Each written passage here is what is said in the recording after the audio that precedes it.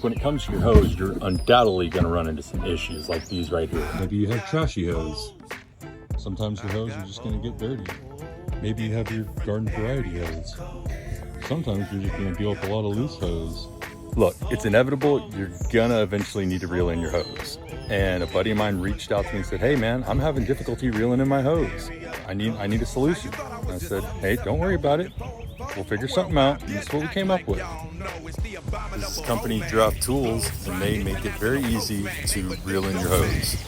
Just mount it up here on this post that we built. And when I'm reeling in my hose, I'm just going to sit back, post up, and let the hose do all the work.